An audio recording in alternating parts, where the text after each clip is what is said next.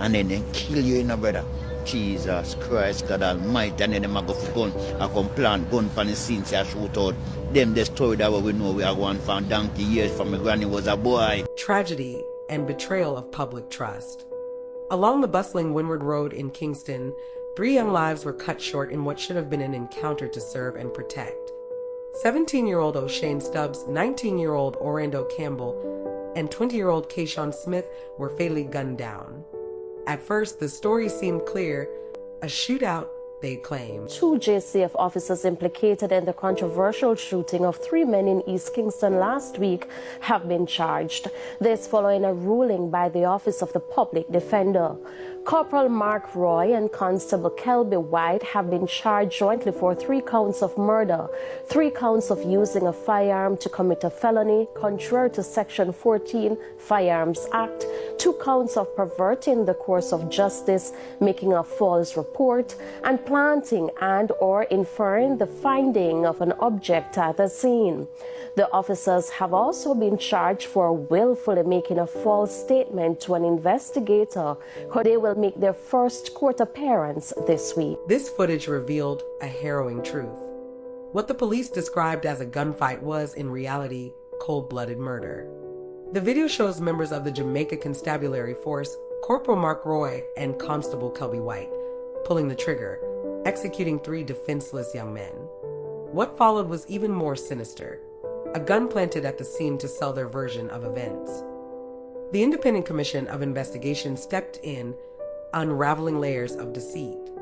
The Office of the Director of Public Prosecutions ruled that Roy and White not only murdered the young men, but fabricated a report to cover their tracks.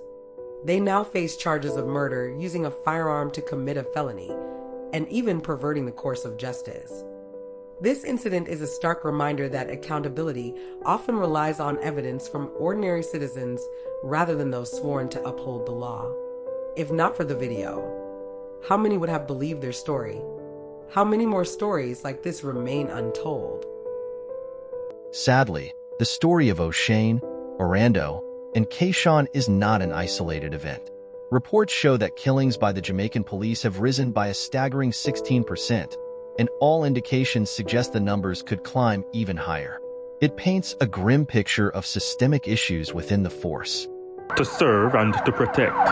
To be prosecuted was never part of the police mission, but figures reveal that a significant number of lawmen continue to be dragged to court, ironically in handcuffs for serious offenses. From January 2011 to December 2023, a total of 168 cases have commenced before the court, 39% related to murder or manslaughter, a further 49% related to assault or unlawful wounding. At the center of these 168 cases, 225 officers, 214 from the Jamaica Constabulary Force, 7 from the Department of Correctional Services, and 4 from the Jamaica Defense Force.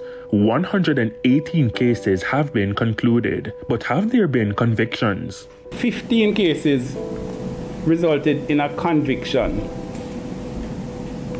meaning a finding of guilt. 3 cases were subsequently overturned at appeal. 82 cases were acquitted. Since January 2011, 168 cases involving police misconduct have made their way to Jamaican courts. Of these, nearly 40% pertain to charges of murder or manslaughter, and almost half involve assault or unlawful wounding. At the center of these cases are 225 officers, individuals entrusted with the power to protect, now standing accused of abusing it. Is this justice?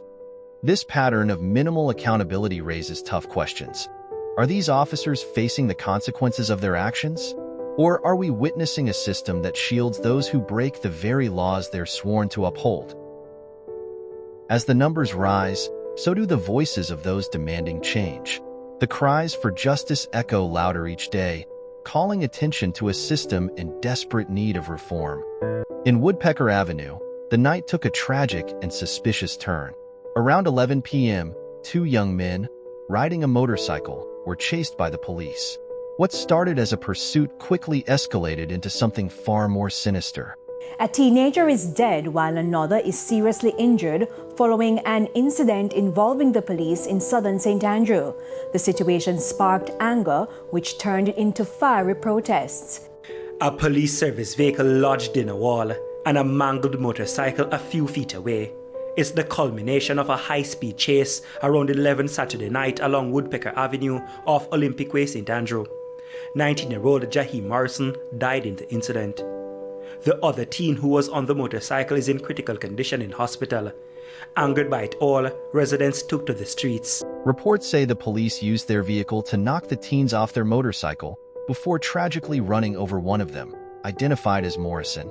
The police vehicle crashed into a nearby wall, but the damage done to the victims was far worse. And them just lit them down right as and drive over them. Residents of the community who witnessed the incident have raised serious concerns.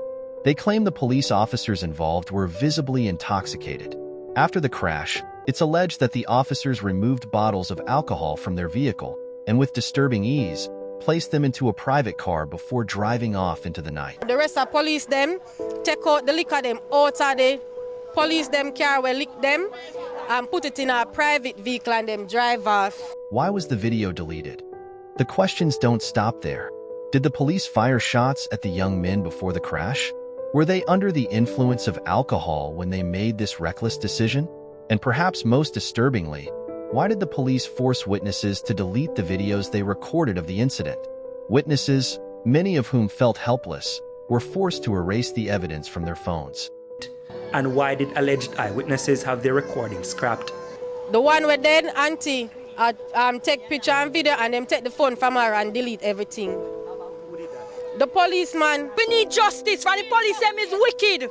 Two innocent people, them they never do nothing wrong. All them do them tic-tac show. Jamaica go run like 80 because we are all human. Police come to serve and protect civilians, but you deal with them like them not even argue because them want them to argue. How many more stories are hidden from the public?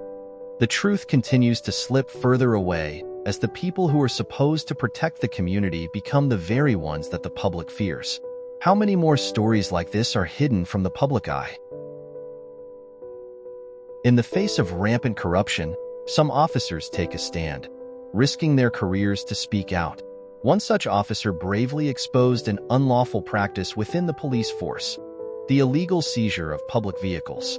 His actions were fueled by a deep sense of justice, calling attention to the abuse of power that many were too afraid to confront. This evening, a police constable attached to the Kingston Central Division says he's facing victimization because he spoke out against an officer who allegedly broke the law. In our reports, the man claims he's being forced to work in less than ideal conditions.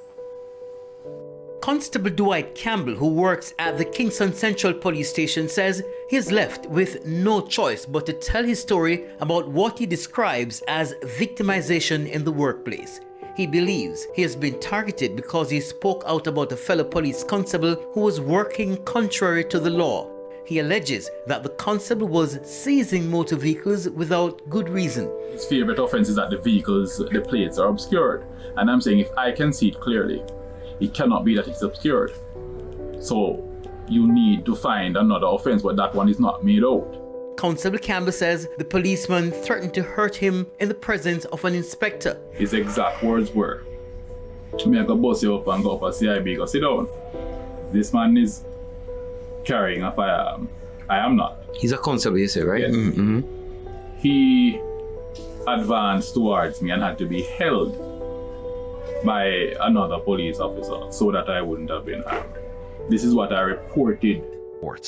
This officer had the courage to stand up against a fellow officer, calling out the practice of wrongfully taking vehicles from the public. It was a plea for accountability, one that many would expect to be heard. But, as often happens when one challenges the system, the retaliation came swiftly. Since he spoke out about the policeman's inappropriate action against a motorist. I did nothing wrong. It was seen as an opportunity to create some animosity.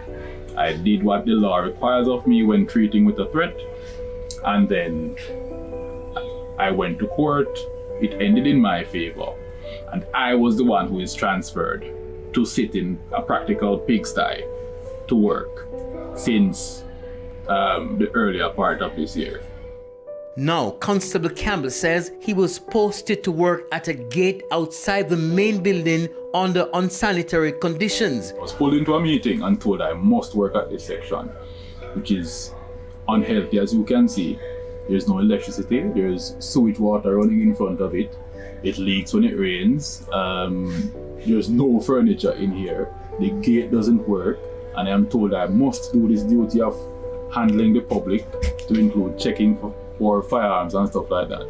And I am supposed to be unarmed while I'm doing all of this. Instead of support, this whistleblower was met with threats. His reward for exposing corruption? A transfer to a distant station, assigned to guard duties in unsanitary and deplorable conditions. A clear message was sent: speak out and you'll be punished. This is the fate of those who dare to question the status quo within the force, a punishment designed to silence not just the individual, but anyone else who might consider speaking out. When you fight for justice within the police, the system is quick to remind you who holds the power. Perhaps the most telling evidence of the corruption within the Jamaican police force lies in a simple, yet damning fact: the absence of bodycam footage in fatal police shootings. In an interview with the director of the Independent Commission of Investigations, it was revealed that out of 252 fatal police shootings, not a single one involved the proper use of a working bodycam. But what was a feature of last year and still remains a feature of this year, which the Commissioner has touched on, of the 252 fatal and non-fatal shooting incidents in 2023, it is a remarkable feature that not a single one involved the deployment of a working body-worn camera. One camera was deployed in a fatal shooting incident, but the officer failed to turn it on. And that matter, as has been stated, was reported to the Commissioner and the JCF. It's a staggering statistic, especially when the bodycams are provided. This year alone, there were 4 fatal shootings where officers were equipped with bodycams.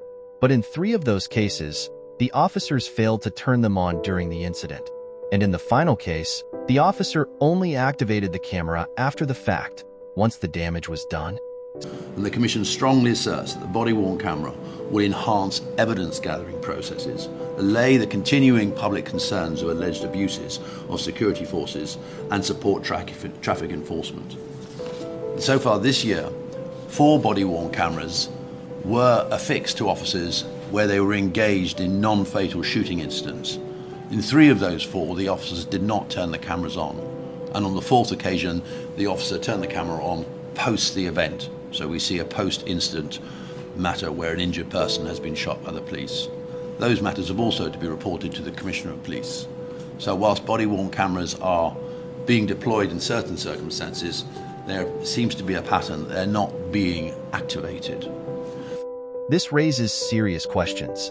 Is this a case of negligence, or is it a deliberate attempt to hide the truth? When officers are equipped with the tools to record and be accountable, why are they consistently choosing to leave those tools unused? The pattern is clear. When it comes to police misconduct, those in power will go to great lengths to make sure there is no record of their actions. From 58 from 50 operations. So 40% of people killed so far this year have come from planned operations where these specialized teams are entering properties, yards, premises, and the person is ending up dead. In not one of those planned operations, as already identified, was body-worn cameras deployed. And we make the point that body-worn cameras are available to the Jamaican Constabulary Force. They are equipped to some 100, 200, and those body-worn cameras need to be deployed with the specialized operation teams.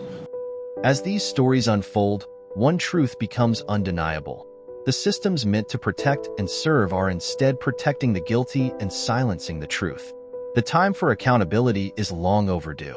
But the question remains, when will the public demand real change?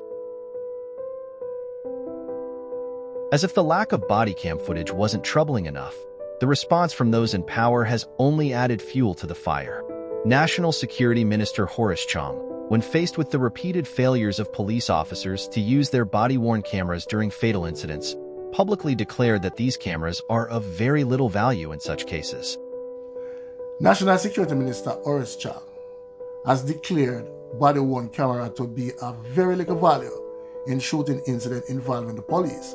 His position comes after the Independent Commission of Investigation (INDECOM) again raised concern about the lack of footage from functioning body-worn cameras in such incidents. It is the second quarterly report for the 2024. INDECOM noted that after 252 shooting incidents this year, no body-worn cameras were activated.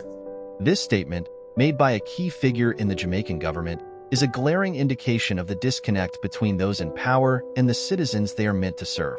How can the public trust a system that so easily dismisses the tools meant to ensure transparency and justice? Time for hollow statements and unaccountable actions is over.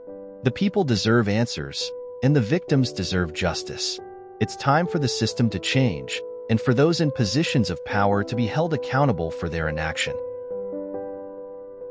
A gang is defined as a group organized to engage in criminal activity, often with violence and intimidation. When we examine these stories, from murders and cover-ups to silencing whistleblowers and erasing evidence, it becomes clear. This isn't just a few bad apples. It's a system that protects itself at the expense of the people it claims to serve. As the great philosopher once said, injustice anywhere is a threat to justice everywhere. Each of us has a choice to make. Stay silent and let injustice flourish, or stand together and demand the change our country so desperately needs. The power of change lies in the hands of the people. When we rise as one, no gang, no corruption, and no system of oppression can stand against us. The road ahead won't be easy, but remember this: the fight for justice is always worth it. Please don't forget to like and subscribe.